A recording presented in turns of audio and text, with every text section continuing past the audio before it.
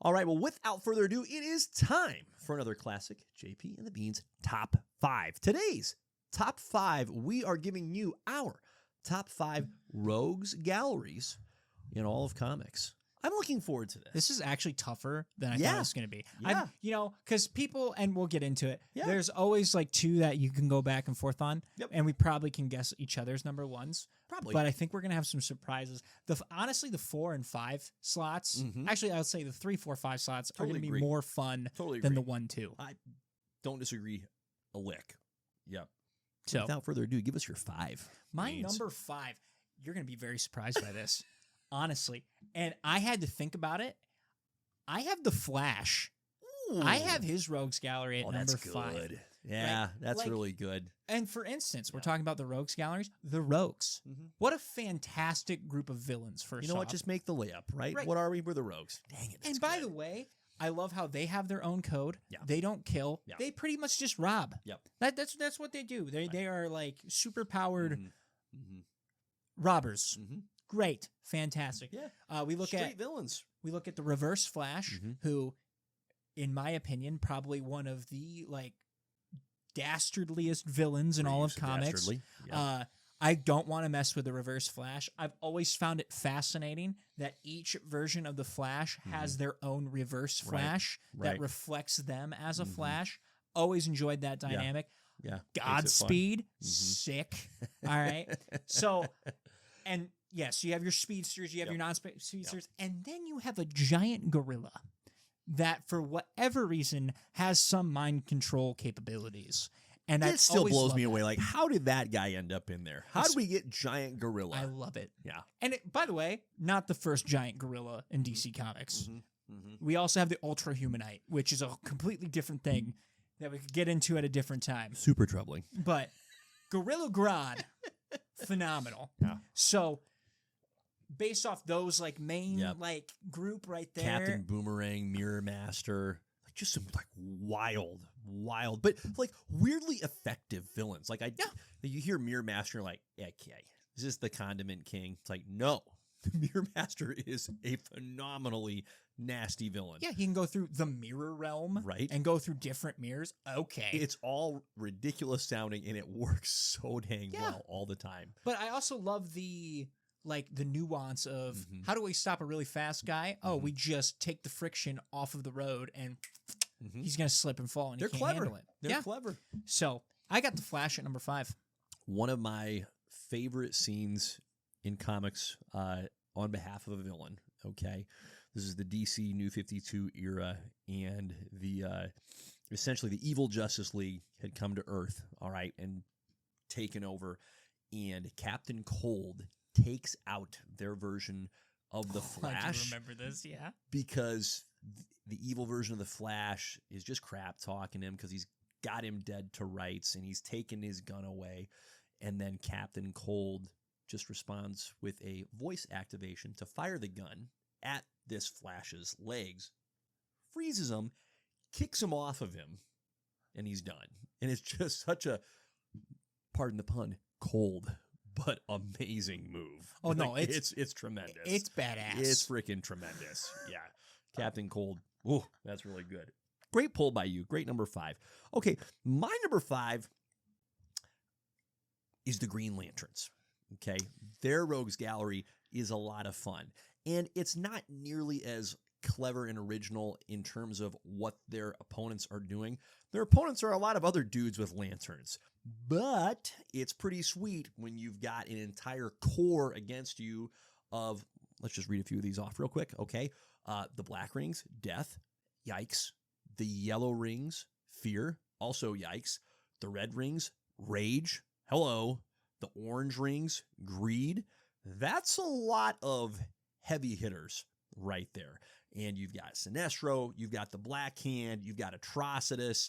I mean, the fact that each of these other color spectrums have a ton of power behind their punches is an absolute blast. And at different points, they've all taken the Green Lanterns to task. So for me, it's been a lot of fun reading the Green Lanterns comics and watching the color spectrum kind of grow in the last decade, maybe 15 years now. That's been a really fun change to the Green Lantern world. There's also some other villains in there like Superboy Prime, okay? So Superboy from a different world who quickly turns heel and is just awful, murders a ton of Green Lanterns, and is extraordinarily tough to take down. The Anti-Monitor is always hanging around messing with the Green Lanterns and the Guardians of Oa. So Green Lanterns have just like, their villains are huge, and can do a lot of damage. Fair. That's my number 5. Okay, my number 4 is Superman's Rogues Gallery. Okay, I think, it's just Lex Luthor, just the bald guy. Not so fast, my friend. Have you heard my good buddy Brainiac? How about Mongol, Vandal Savage, Mr. How the heck do you pronounce his name? Mxyzptlk. Yep. That's close enough. Zod and or any Kryptonians. And then, frankly, the worst one of all, Parasite. Freaking Parasite.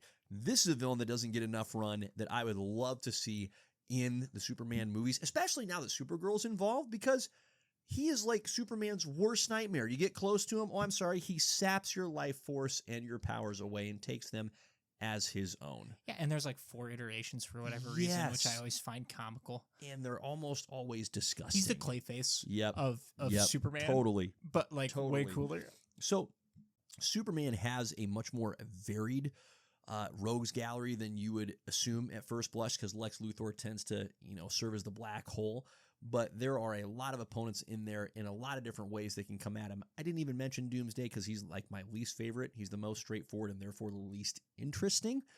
But all these other villains have gotten the best of Superman on numerous occasions. And there's a weird satisfaction when it's a fifth dimensional imp that takes down Superman. That's pretty neat. Yeah, so Superman's also my number 4 for pretty much all the reasons that you said. I like the variety that Superman has had over the years. Did you mention Metallo? No, I forgot about Metallo. Metallo's a very interesting character, a robot that's ran on Kryptonite. And we've had a couple different versions of him, I'm pretty sure. You have Livewire. You have, who's the siren chick? Lincoln. Yeah, sorry. But pretty much evil Black Canary. But can fly. Banshee, Silver Banshee. Ooh, good one. Boom, that's a pull. That is a pull. Good for you. Proud of myself. So there is a lot of unique pulls for the Superman realm, and it's even more satisfying to watch them team up against Superman. Well, there's so many great villains to choose from, right? And so with the fact you mentioned it on our previous topic, hey, it feels like we're in a very Superman, Kryptonian heavy part of the DCU right now. Doesn't have to be a bad thing. There's a lot of phenomenal adversaries to choose from that can give Superman and Supergirl a very, very tough time. No question. Right. Yeah. Agreed. Yeah. Your number 3, sir. My number 3, this is going to catch me some heat. Ooh. So I have Batman at 3. Wow. Yeah. Oh. It's going to get me some heat. Now. I forgive you. Not really, but I forgive you. So my shock pull will be the number 2 spot. Okay. But I have Batman at 3. Yep. And first of all, I love Batman's Rogues Gallery. Okay, there's nothing I have against it. I just look at it, and for me personally, there's just not a lot of variety, and that might be a bold take, okay? But I look at a majority of what he's dealing with, it's a lot of psychopaths. It's a lot of smart. I'm just Googling new podcast partners. it's pretty much smart psychopaths for a majority, or it's assassins. Yeah. Like, it doesn't really get outside of that box, and when it does, it's because he's with the Justice League, right? I look at, obviously, the Joker is one of the most iconic villains of all time. You have the Riddler, also a psychopath in his own right. Clayface, yes, Clay Monster, correct. But A, Batman handles him surprisingly really well, and B, psychopath.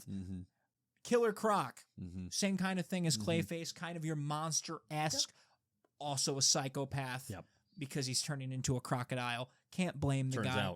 Mad Hatter, crazy weird on that part. Really weird. Also psychotic. Actually never want to see him in a movie. No. Yeah. But also psychotic. Yeah. Right? Zaz, assassin, serial killer, psycho. So real neat guy aside from those things. The only thing that really breaks outside of that box is like Mr. Freeze. Okay. Poison Ivy has been brought back down to earth quite a bit in the mental part where she's not as psychotic as she used to be, right? Where she's Mhm. like, jungle everywhere, right? It's more like, oh, I'm going to pick my spots and I'm going to be a lot more reserved and blah, blah, blah. So for me personally, because there is not a ton of variety, again, I'm going to get massacred for this take. That's all right. I have Batman at 3. Wow, good for you. Way to be original. Oh, I'll be interested to see what you think of my 2. I'm looking forward. You already to it know already. what my 1 is. Oh, I'm gonna be absolutely, curious on what your 2 absolutely. is. This is fun. Listen. I enjoy being surprised. It's fun being surprised. Okay, my number 3 is the X-Men. All right, there are so many phenomenal villains that the X-Men have to go against. All right, Magneto. Yes, I know sometimes he joins them, but he's always the villain that's just occasionally partnering up. Apocalypse, Mr. Sinister, Sentinels, and how about this for the villains? Humanity. Humanity is always against the X-Men.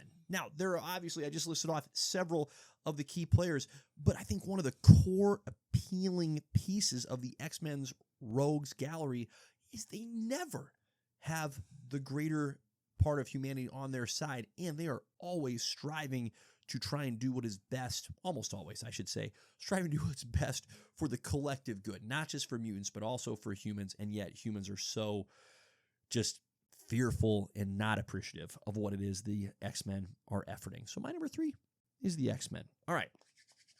My number 2 is Spider-Man. Okay. For me, Batman's going to end up in my number 1 spot.